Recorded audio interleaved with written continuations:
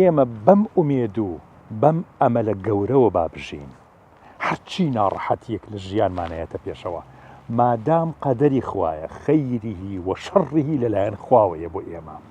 و تەقدیر و قەدەری خوایە بۆ ئێمە خۆشەویستە هەموو شتێکی خوا خۆشەویستە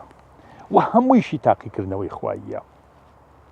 پێغەمبەر صلی الله عليه وسلم کاتێ لە شیوی ئەبوو تالیبە 3 دانە ساڵ پێغەمبەری خوا صلی الله عليه وسلم سەحابەکان خزمە نزیکەکانی پێغەمبەر صلی الله عليه وسلم کە بەشێکی زۆریان مشریک بوون بەڵام چونکە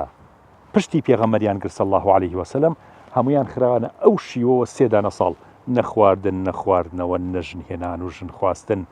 نە هیچ دیاردەیەکی ژیانسازی نەیان هێڵا بگا بم مسلمانانە لەو شیوەیە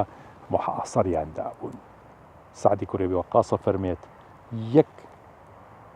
پێستەی حەیوانم دۆزیەوە 3 دانە ڕۆژ خۆم بەوە مەشغوڵ کرد و خۆم ژیان کە ڕەنگە پارچە تۆزێکی گۆشتی پێوە بێڵی خسمە ناو ئاوێکی کوڵاو ئەوە مەخوارد ئاوەکەیم هەڵەمژی تا لە برسانە بێت. بەڵام هەر لە ناو ئەمانەیە